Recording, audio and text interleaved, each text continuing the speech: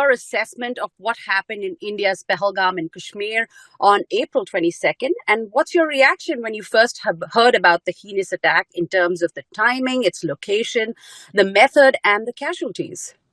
So if you look at the history of Kashmir and what's happened historically, anybody seen the movie Kashmir Files or understands the history of that region. When I went over to India many years ago in the early 2000s, about 20 years ago, I remember talking to the defense forces about that area, and it was a huge concern back then. Nothing's changed. There's still Muslim insurgents. There's still instability. There's still threatening and posturing by Pakistan. This is just more of the same of people who would want to steal that area away from India, to destabilize that region, to make people scared to live there. Right. That's what terrorists do. Prompt to condemn this attack, this act of terror, as the co-chair of the India Caucus. Plan have you co-written in to address or respond to this attack, and what steps do you believe should be taken, and your take on the imminent action from India's side going forward? So what I'm concerned about is escalations between two major powers. I mean, you have two nuclear powers involved. You have two major religions involved. You have people that are trapped between. The president's already taken a hard stance against this sort of violence. It's terrorism. We can't call it anything else. If Pakistan doesn't condemn it, that tells us where they're at. Pakistan, the government of Pakistan should be condemning that sort of violence. We should be looking to them to make a hard statement that is wrong. We don't ever accept that sort of violence against innocent people. Instead, what we're seeing is movements of military might towards the border. That's not a good sign. Right. Now, in the letter, you did stress about U.S.-India intelligence sharing. You've addressed that to the State Department. Do you believe that U.S.-India security cooperation is much needed at this point in light of these events?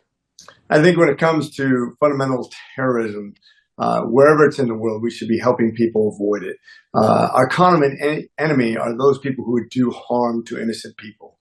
That's anywhere in the world, but in India, of course, a burgeoning ally, somebody who's economically tied to us, somebody who is now militarily tied to us, somebody who looks over a region and is in the proximity of China and Taiwan, and a region that's strategically important to us. I think it's extra important to make sure that we are sharing intelligence that doesn't compromise either nation, but actually enhances the security of India as well as the United States simultaneously. Now, General Asim Munir, the Pakistan's army chief, just days before the attack, made a controversial speech discussing the Hindu-Muslim divisions and describing Kashmir as Pakistan's jugular vein. Do you believe these statements reflect the official position of the Pakistani government, or was General Munir's speech a warning sign? If so, what indicators point to cross-border involvement from the Pakistani side? I think it's inflammatory, at least, to basically involve Kashmir as basically, when you say jugular vein, you're talking about a vascular system to a body. He's basically inferring that Kashmir belongs to Pakistan. That's inflammatory. He didn't condemn the violence. He didn't condemn anything that's happening in an aggressive posture towards Kashmir. I think that should be condemned by his own government. Now, another absurd comment coming in from Pakistan's defense minister. He made a statement after the attacks about that Pakistan has been performing the dirty work of the United States while also denying the existence of Lashkar-e-Toiba in Pakistan. What is your response to these claims? Well, I can't speak to the second so much as the first, but the first one actually makes me angry. Don't tell me that Pakistan is doing anything that's dirty work for the United States. Be specific if you're going to make that sort of assertion. Be very specific and be very careful, because now you're screwing with the United States' intentions. You're telling us that we want Pakistan to do dirty work in India. How dare you? That really upsets me. Don't ever infer that the United States has evil intent in India through Pakistan. That is a ridiculous and despicable statement. Right. Now, speaking about Lashkar-e-Toiba, there are intelligence reports suggesting that the Lashkar-e-Toiba and Hamas have been in contact over the last few weeks and months. Do you see the Hamas playbook being put out into action in this terror attack in Kashmir? It doesn't matter what the name of the organization is. If you're a fundamentalist Muslim terrorist, you have one goal. That is defeat everybody else. And it's not even fair to your thought here on what's true and what's not true. I hate to make assumptions. Time does tell the story. If you have a government that's trying to work closely with the United States, I don't want to push Pakistan in the arms of China. I think that would be really bad for India, for the United States, and for world peace, for a proper economy based on legitimate societies actually competing fairly. So I want to be careful not to alienate Pakistan. I think it would be wise for India not to alienate Pakistan or make any assumptions. But we need to encourage peaceful behavior. We need to encourage de-escalation. We need to encourage the fact that we can actually solve this by everybody uniting against a common enemy, which is violent terrorism. Just like the attacks in Israel, the attack in India, in Kashmir, does that give India the right to defend itself against terror? It doesn't matter what it is. Every country has the right to defend themselves against terrorists. You remember when the United States was attacked? We actually went into Pakistan to take out somebody very bad because we didn't trust that anybody else could do it the way we could. Now we happen to be the world preeminent power, and we used that might to do something that we thought was a legitimate threat to the United States. I think India has to be very careful. I don't think we want to cross borders and cause something that would escalate in peer relationships of two nuclear powers. But when it comes to defending yourself inside your own borders, of course, India has every right to do everything they can to secure their nation, their country, their territory, and their people against something that is evil and violent. World leaders, including President Trump, was one of the first to condemn these attacks. How do you think President Trump should balance relationships with both Pakistan and India, given the ongoing tensions between the two nuclear powers? I think, first of all, he says, and this is just my assumption, is he's talking to Pakistan and their leaders. And realize we have a lot going on here in the United States right now, where our budget is far from done. We have a lot of division inside and outside of our parties. We have a lot to get done, so he's pretty busy. But I'm sure he's in contact with both leaders. I know he's very close to Prime Minister Modi, and I know he has a good relationship with Pakistan's leaders. And I think when he reaches out, he should be encouraging peaceful thought, not escalation. He should be talking about everybody condemning terrorism, which he did himself. And I think this gives Pakistan the ability right now to, instead of escalating and rattling their saber and blaming things on the United States, it gives them the opportunity to say, no, we too stand against terrorism. We don't believe in that. And that's their opportunity to define themselves as a nation. What do they stand for? And by the way, that will also tell the tale whether they're more scared about terrorists inside their own countries and destabilization of their own country rather than actually standing up against something that's evil. Right. You talked about the opportunity that Pakistan has. Over the years, have you ever felt that Pakistan has taken concrete steps to prevent terrorist activities in the region while maintaining productive relationships with regional governments? Have you seen that happen ever? I have, well, at least in rhetoric. I don't know about the fine-tuning of what they actually accomplished, but I've talked to their ambassador, and the verbiage seems to be good. In other words, what they've tried to accomplish and how they've tried to root out some of the terrorist organizations in their own country. And by the way, they're not immune to their own terrorists. They're not immune to Muslim fundamentalism. They're not immune to destabilization from terrorists within their own country. And realize they have some tribal areas that are very difficult to penetrate. They're insulated by several layers of tradition and history. So they have their own issues to deal with. So I don't want to demonize the entire country. I don't want to demonize the entire people. There are peaceful people that live there, people who want to live in harmony with others. But there's also some very violent people. When it comes to the current government and their history of recent jailings of former leaders. They have some issues they need to deal with, but they're trying to work through those things. I want to give them the benefit of the doubt. Like I said, it doesn't help us to push them in the arms of China or Russia in an effort to divide. I think we need to continue to bring them to the table so we can solve some real problems. Right. Do you believe that there will be some progress from the U.S. diplomatic efforts to reduce tensions between Pakistan and India? And you did talk about your meetings with the ambassador here in people outside of your faith. It's people inside your faith, to subdue them, to make sure that your sect of violent Muslim faith rules over other sects of their own faith. This is the problem with that fundamentalist terrorist organization. It doesn't matter if it's Hezbollah, Hamas, the Houthis, it doesn't matter who it is. It's always violence, and they always pick on the most innocent people.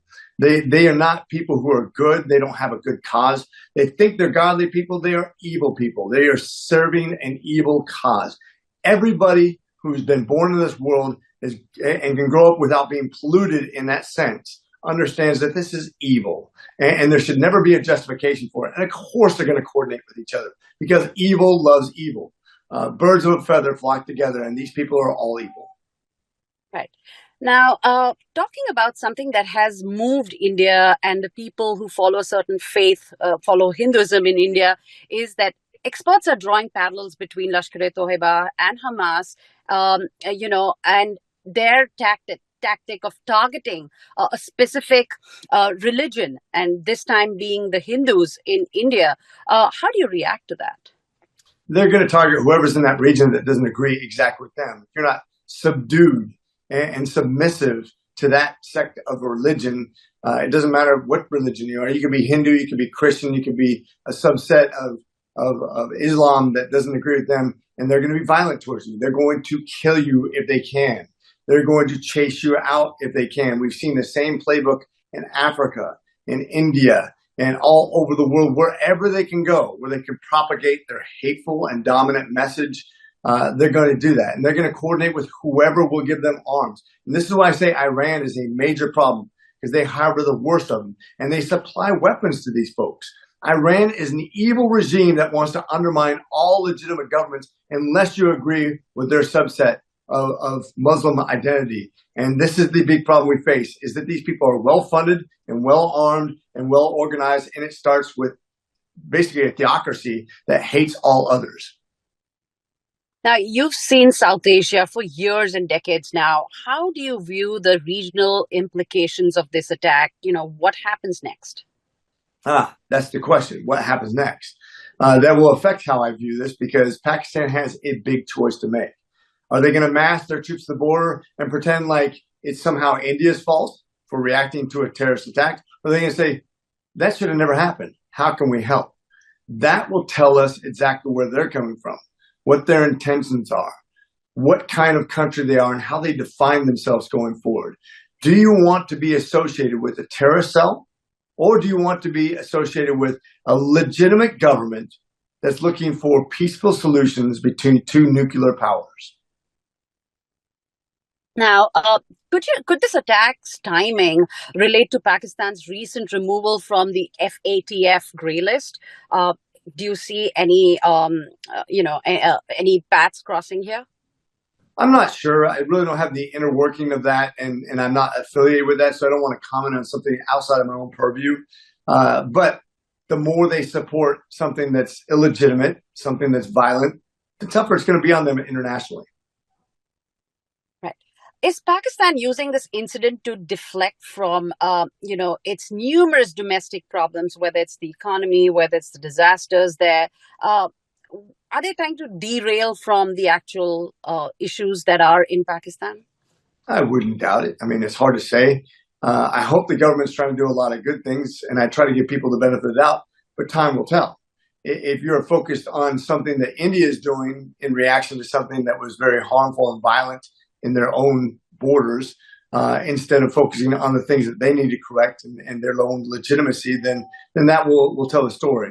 My hope is that they'll get this messaging straight, and that they'll come clean, and they'll make sure that they are on the side of righteousness and defending the innocent and on defined borders, and working things out peacefully. But yes, of course, if you're having problems, governments always try to tend to deflect because that's what governments do. Let's just take you back in time where after Osama bin Laden was found in Pakistan and now this attack, is India's neighbor really returning to its terrorism epicenter reputation, which it has been, doing for so many years now? I hope not. I've talked to their ambassador. I've talked to people who are refugees from there, and I will tell you that there's a huge in the United States, the Pakistani ambassador. Could you just talk about what he had to say after this event happened? Sure. First of all, we wrote the letter to the Secretary Rubio, and I do believe he's going to be involved in this peace process, that he will be leveraging the United States position both economically and militarily to solve some real problems, and hopefully we'll be peace brokers in that region. When it comes to the ambassador, what they inferred to me, and this was prior to this, of course, as a matter of fact, it was prior to being sworn in this time around, before President Trump was even the president. He talked about what kind of steps they've taken to de-escalate tensions and what they've done to de-escalate, even inside their own country, some of the radical Muslim terrorists, and how they've tried to crack down on that.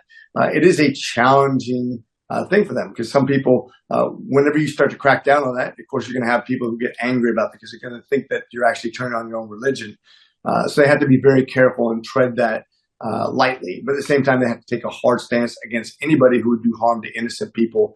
And they seem to say the right thing. So I'm hoping that over time they'll get a better control of that sort of those sort of cells that exist in Pakistan historically.